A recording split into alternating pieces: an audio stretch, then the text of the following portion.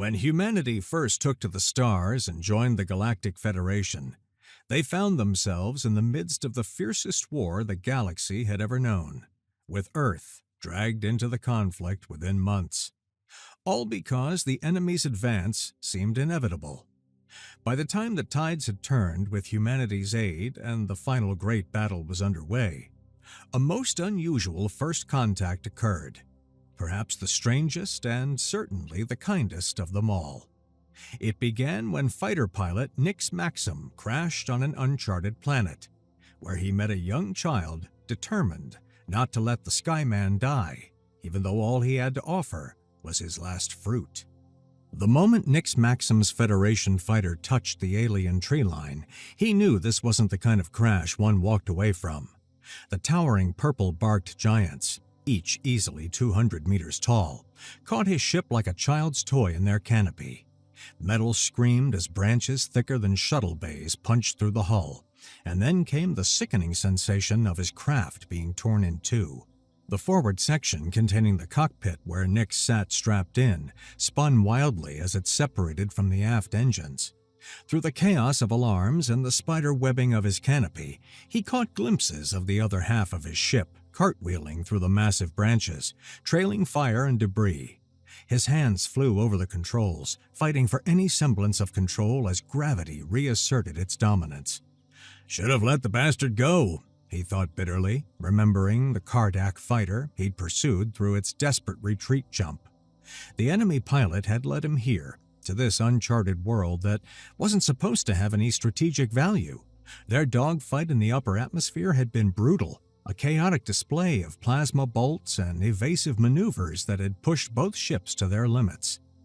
The Kardak had lost that fight. Nix had seen the satisfying bloom of fire as his final volley tore through the enemy's engines, sending it tumbling into the atmosphere in an uncontrolled descent. No way that pilot survived. At least he accomplished his mission, even if... Another impact jarred him from his thoughts. The forward section of his fighter had found the forest floor, but not before carving a path of destruction through the smaller trees. The inertial dampeners, already damaged, failed completely. Nix felt his legs snap like twigs as the cockpit crumbled, pinning him in place. Pain exploded through his body, white-hot and overwhelming. Then, mercifully, darkness took him. Consciousness returned in fragments. First came the pain, a symphony of agony that made him wish for the darkness again. His legs were shattered, that much was certain. Every breath sent spikes of fire through his chest, suggesting broken ribs at minimum. Internal injuries? Almost certainly, though somehow not immediately fatal. The miracle, if it could be called that, was that he'd managed to drag himself from the wreckage before the power cells went critical. The explosion had been muted, contained by the ship's failing systems, but it had scattered what remained of his ship's supplies across a 100-meter radius. 7 days, that's how long he'd been here, marking time by the rise and fall of the single yellow sun that dominated the lavender sky. 7 days of rationing his emergency supplies, of dragging his broken body exactly 50 meters from the crash site to the shade of a lone tree. Those 50 meters had taken him hours to traverse, leaving a trail of blood and disturbed earth that told the story of his determination to find shelter from the blazing sun. His emergency beacon blinked steadily among the debris, a rhythmic light of hope in the scattered wreckage. Had his SOS made it through before the crash? He'd been too focused on finding any landing site that wasn't solid rock to be certain. The FTL burst transmitter had shown green for a fraction of a second before everything went to hell. Maybe. Possibly. The rations had run out this morning. He'd stretched them as far as possible, but 7 days was pushing the limit of the emergency supplies. His water recycler still functioned, another small miracle, but food was gone. He'd contemplated dragging himself deeper into the forest, seeking what? Edible plants on an alien world? Water sources his recycler couldn't process? It would be suicide. Besides, the nights had taught him this world was far from empty. Strange calls echoed through the darkness, not quite animal, not quite familiar.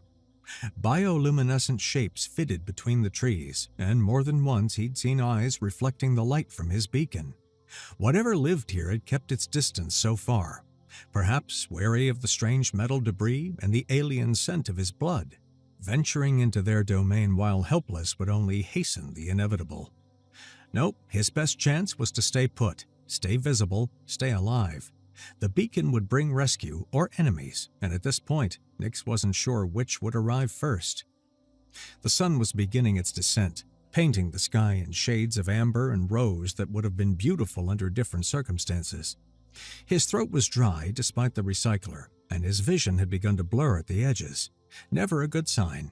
He'd stopped checking his legs days ago. The swelling and discoloration told him everything he needed to know about their condition.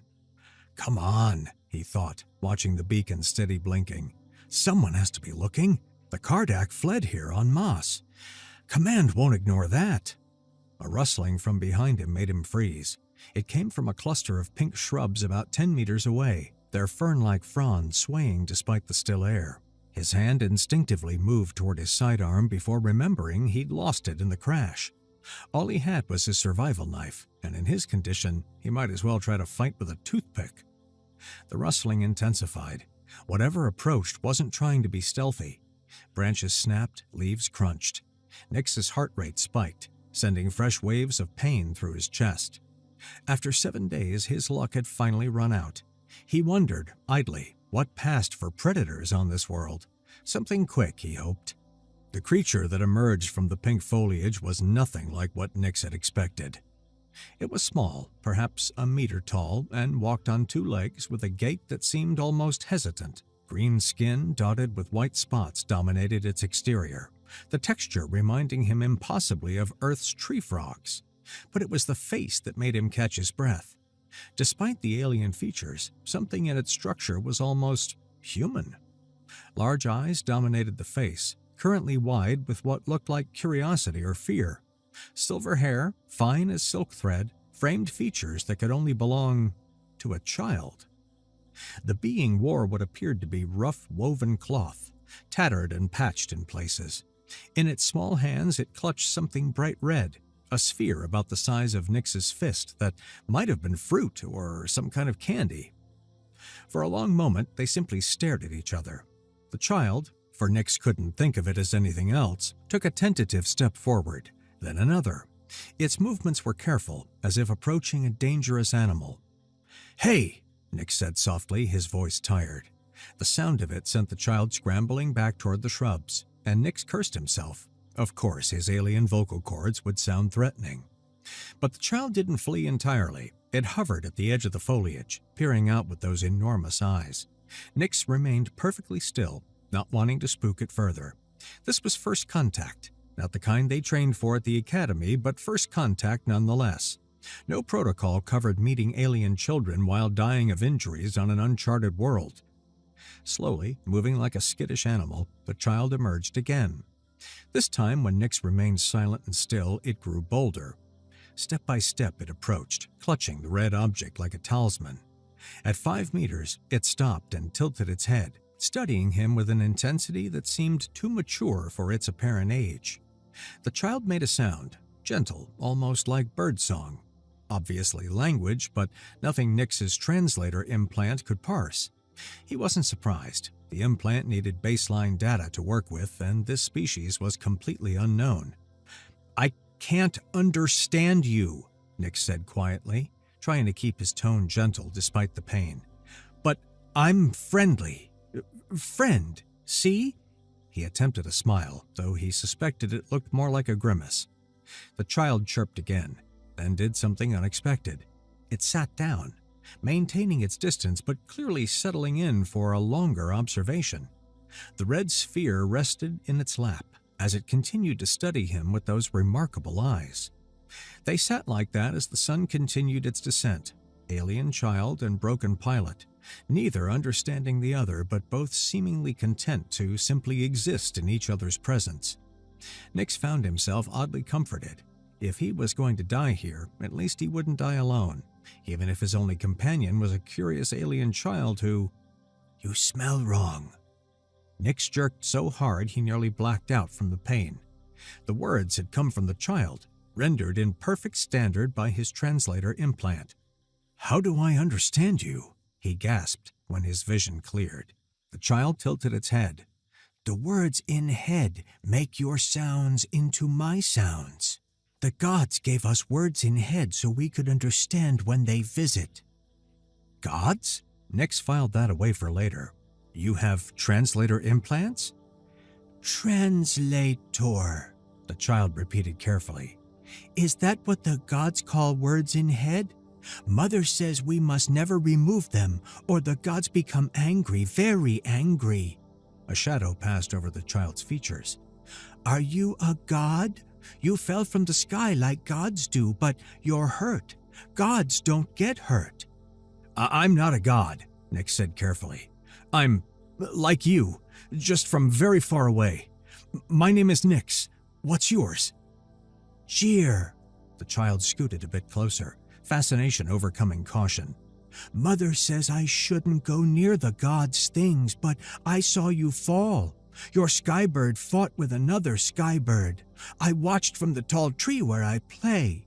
The other skybird fell too, in pieces, very far. It made the ground shake." So the child had seen the dogfight. Nix wondered how often these people saw Kardak ships. The fact they called them gods was troubling. "Jeer," Nix said slowly, "these gods, what do they do when they visit?" The child's expression darkened. "They take things. The shiny rocks from the deep places, the tall trees, sometimes." Jeer's voice took on a quiet tone. "Sometimes they take people. The warriors went with them last season.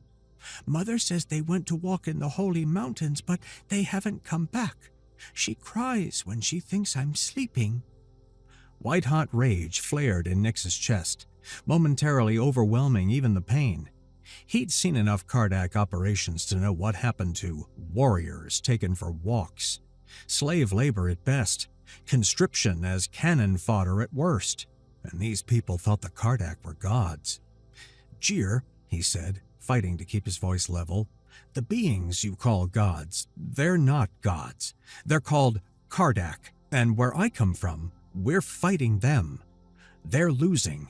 In a few months, they'll all be gone." The child's eyes went impossibly wide. "Gone? The gods will be gone?" Then, with the pure innocence only a child could possess, Jeer broke into a brilliant smile. "Does that mean the fruit will grow again? The gods take all the best trees, and Mother says that's why my favorite fruit is so hard to find now. I only have one left." He held up the red sphere proudly. "I was saving it, but if the gods will be gone, there will be more." The simple joy in the child's voice made Nix's throat tighten. This kid was celebrating the return of fruit trees while his people were being enslaved and exploited. The injustice of it all made him want to scream. "Yes," he managed, "there will be more fruit trees. The Kardak, the false gods, won't take anything from your world again." Jeer studied him for a long moment, then looked down at the red fruit in his hands.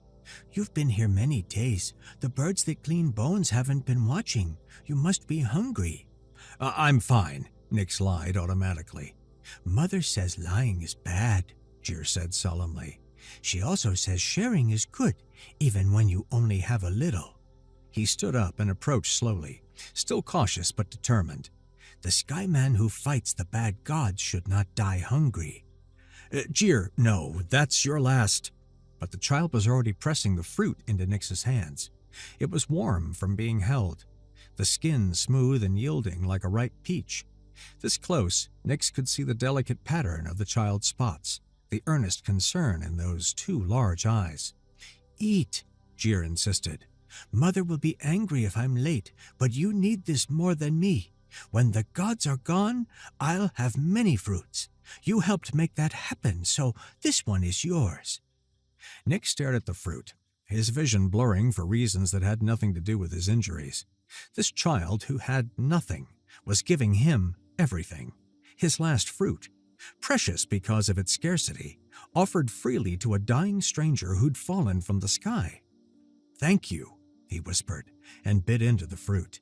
It was sweet and tart, juice running down his chin. And it was the most incredible thing he'd ever tasted. Not because of its flavor, though that was remarkable, but because of what it represented. Kindness. innocence, hope. Jir watched him eat with satisfaction, then glanced at the darkening sky. I have to go. Mother worries, but I'll come back tomorrow, and I'll bring water. We have lots of water. Jir, wait! But the child was already disappearing into the foliage, moving with the ease of someone who knew every root and stone. His voice drifted back, young and hopeful. Don't die, Skyman Nix. When the bad gods are gone, I want to show you where all the fruit trees will grow again. Then he was gone, leaving Nix alone with the taste of alien fruit on his lips and tears on his cheeks. He looked at the empty rind in his hands, then at the beacon still blinking steadily in the wreckage. If I survive this, he thought fiercely, I don't care what regulations I have to break or whose desk I have to pound. The Federation is going to help these people. We're going to undo every damn thing the Kardak did to this world. The night sounds began as darkness fell, but for the first time in 7 days, they didn't seem threatening. Somewhere out there, a child was telling his mother about the strange skyman who wasn't a god. Somewhere out there, people were dreaming of fruit trees growing again. Nix clutched the fruit rind like a talisman and stared at the stars beginning to emerge. His legs were still shattered. He was still dying. But for now, he had a reason to fight for every breath, every hour, every day until rescue came. He would not let Jir's kindness be wasted. For Jir, he would survive. For that last fruit freely given, he would endure. He had promises to keep. Azul knew something had changed in her son the moment he returned home that night, 2 days ago. He'd been late, worryingly so, and when he finally slipped through their wooden door, his eyes held a light she hadn't seen since before the gods had taken his father with the other warriors to walk in the holy mountains. Mother, the gods aren't gods, he had announced breathlessly. Dirt smudged across his spotted cheeks. The hurt Skyman told me. They're called Kardak, and they're bad, and they're going to be gone soon, and the fruit trees will grow back. She checked him for fever first, pressing her palm against his forehead while he squirmed impatiently. The words spilling from him made no sense. Hurt skymen, false gods, promises of restored forests? In their small home, lit by the soft yellow glow of mushroom in glass jars and warmed by the crackling fireplace, such fantasies seemed especially wild. Jir, she said gently, guiding him to sit on their worn cushions, you must not speak of things about the gods. If they hear... But, Mother, he's different. He fell from the sky fighting another skybird. He's hurt, very bad. His legs don't work right, and he's been by the metal trees for 7 days. I gave him my last red fruit because he was hungry. That had stopped her cold. You gave away your fruit? Jir, you've been saving that for when I was very sad or very happy, Jir finished. And I was very happy, Mother. The Skyman Nix, he says his people are fighting the Kardak and winning. No more taking our trees, no more taking our people. Azul had held her son close then, feeling his small heart beating quick as a bird's against her chest. In her mind, and only in her mind, she didn't call them gods. She called them demons. Demons who wore the mask of divinity while they stripped their world bare. Demons who had taken Kelm and the others, promising honor and returning only silence. But such thoughts were dangerous, even unspoken. The implants they all wore, the words in head that let them understand the demons' harsh language, might do more than translate. Who knew what else the demons could hear through them? Jir, she whispered, you must not go back there. If they find out about this Skyman, he needs help, Mother. I promised I'd bring water. And so it had gone for 2 days. Each morning, Jir would slip out with a water gourd hidden under his ragged cloak. Each evening, he'd return with stories that grew more elaborate, and also harder to believe. The Skyman was called a human. His people lived among the stars just like the gods, but they protected instead of taking. They would help Jir's people once the war was over. Azul wanted to forbid this imaginary friend, but she'd seen what grief had done to her son after his father disappeared. This was the first hope he'd shown in a full season. How could she take that away, even if it was built on imagination? She'd started adding extra portions to their morning meal, knowing full well where the surplus went. If her son wanted to feed his imaginary friend, what harm could it do? The stranger would die soon. Jir spoke of injuries getting worse, and Jir would grieve, but he would recover. Children always did. Except now it was the third day, and Jir was late again. Azel was tending the fire when Jir burst through the door, tears streaming down his face. Her heart clenched as she dropped the poker and rushed to him. "What happened? Are you hurt? Did someone find you?" "He's gone," Jir wailed, throwing himself into her arms. "The Skyman is gone." She held him tight, running her fingers through his silver hair. So, the imaginary friend had finally died. She'd expected this, prepared for it, but seeing her son's grief still cut deep. "I'm sorry, my light. Death comes to all." "No, Mother, he didn't die." Jir pulled back, and she saw his tears were mixed with something else. Joy? "They came for him, just like he said they would." "Who came?" "The other humans. 3 skybirds, but different from the gods' birds. Smoother, quieter. They landed right by the metal trees, and humans came out. They looked like Nyx, but with no hurts. They put him on a floating bed and took him into their skybird. But, Mother," his expression grew wondering, "one of them saw me hiding. She had hair like the sun and skin like dark earth, and she smiled at me. She put her finger to her lips like this," he demonstrated, "like it was our secret. Then they flew away straight up into the sky until I couldn't see them anymore." Azel felt a chill run down her spine. If even there was a small chance that this was more than imagination. "You're certain they were not the gods' servants?" "They were nothing like the false gods." Jir caught himself, eyes widening at using the forbidden words. But Azel didn't correct him, not this time. "Their skybirds sang different, softer, and they were careful with Nyx, so careful.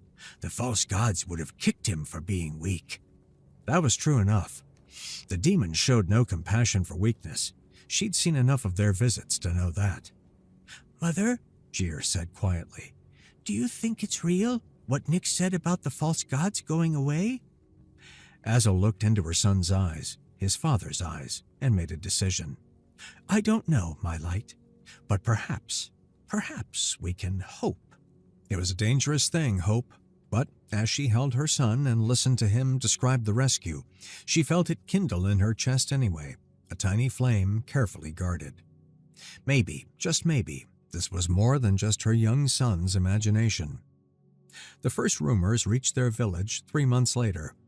Azel was bartering preserved mushrooms in the market when she overheard Ketna, the merchant, speaking in hushed tones to her customers. "Saw it myself on the road from Broken Hill. The gods' tall tower, the one that scraped the sky itself, gone. Nothing but melted stone and glass."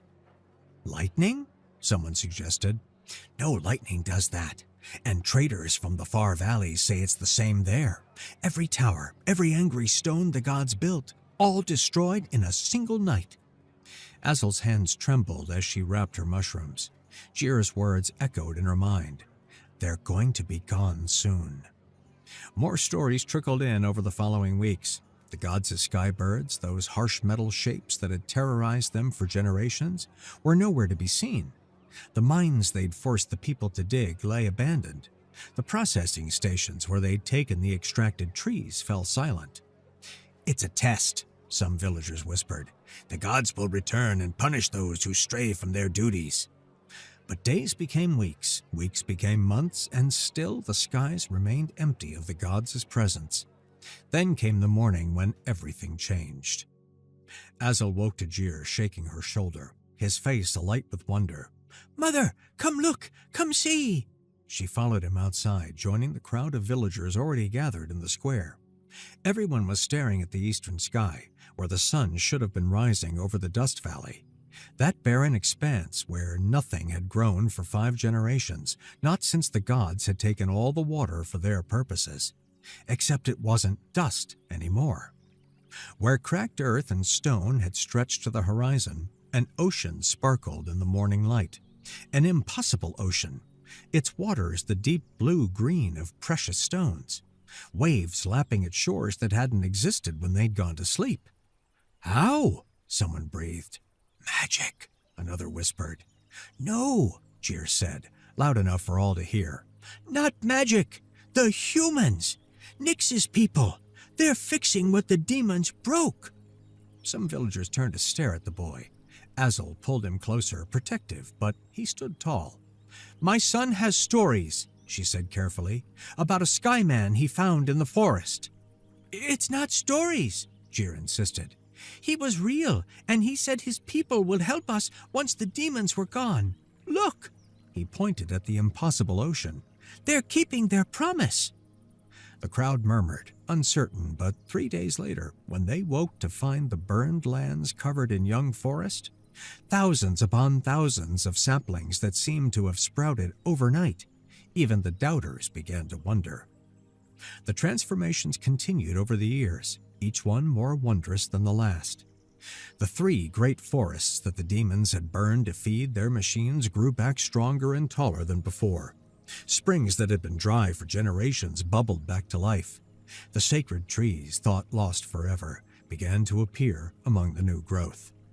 And the fruit trees, the fruit trees, they grew everywhere now, heavy with bounty. Jir's beloved red fruits became common again, and he shared them freely with anyone who asked, always telling the story of the last one he'd given away. Almost no one believed him. As Jir grew from child to youth, many dismissed his tale as fantasy. A hurt skyman who promised salvation? A child's imagination running wild? Surely. Even when the traders brought news that the demons were truly gone, defeated in some great war among the stars, people found it easier to credit luck or divine intervention than a boy's strange friend. Azul believed, though, not at first, not completely. But as the miracles mounted and she watched her son grow strong and healthy in a healing world, she found her doubts fading. The perfection of it all, the way each restoration addressed exactly what the demons had taken, spoke of intention, not chance. When Jir was 15, tall for his age and spending his days helping to tend the new forests, a trader brought news that made Azul's heart skip. "Strange folk in the capital," the woman said, accepting a cup of tea in their home. "Not like us, but not like the gods either. They speak through the words in head, asking questions about our people, about our needs. They say they're observers? Whatever that means." "What did they look like?" Jir asked eagerly. "Different from each other, like they're many peoples in one. Some with skin as pale as moonflowers, others dark as good earth. Hair in colors I've never seen. Gold and fire and earth brown. They wear cloth that shifts and breathes, and they carry no weapons." "Humans," Jir breathed. "They're humans." The trader shrugged. "Oh, maybe so. They're kind enough. Fixed the broken well in the lower valley without being asked. Helped birth a difficult baby in River's End. They ask about the demons sometimes, about what they took and what we need. Then they go back to their skybird and fly away." That night, Jir could barely contain his excitement. "They're studying us, Mother, making sure we're ready. Nyx said they couldn't interfere with primitive species. That means people who aren't ready for the stars. But maybe now..." "Maybe now what?" Azul asked, though she suspected she knew. "Maybe now we're ready. Maybe they'll teach us, help us grow. Maybe..." His eyes grew distant. "Maybe I'll see him again." It was a quiet afternoon in Jir's 17th year when the knock came at their door. Azul was grinding spices while Jir worked on repairing a fishing net. The sound was so unexpected, visitors usually called out rather than knocking, that they both froze. "I'll get it," Azul said, wiping her green hands on her apron. She opened the door and found herself face to face with the strangest being she'd ever seen. He was tall, taller than any of her people, with skin the color of river sand and hair dark as night.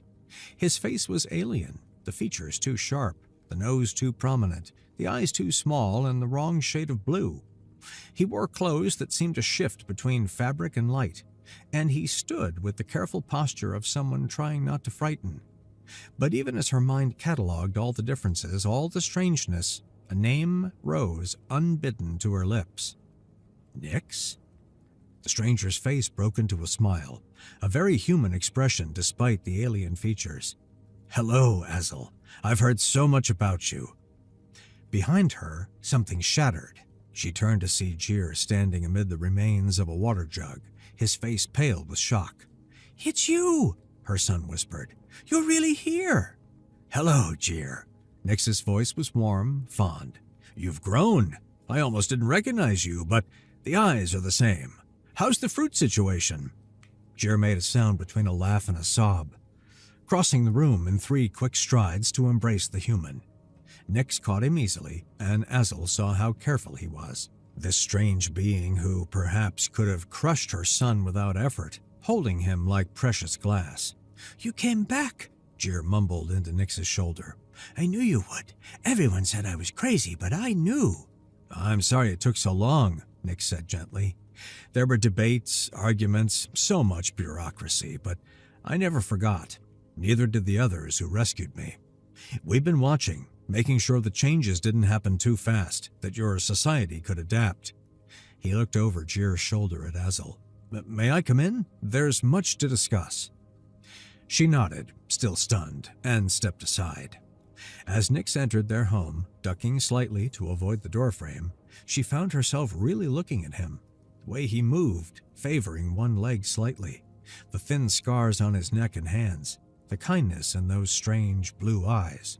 This was the dying stranger her son had fed his last fruit to. This was the Skyman who promised to help their world. This was real. They sat by the fire, Jir practically vibrating with excitement as he prepped Nyx with questions.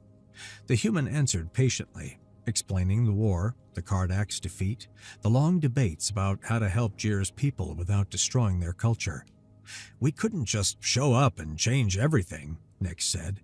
"Your people had to be ready, so we accelerated some natural processes, brought back species the Kardak had destroyed, restored water they'd stolen, made sure you had the resources to grow and develop on your own." "The ocean," Azel said quietly. "The forests.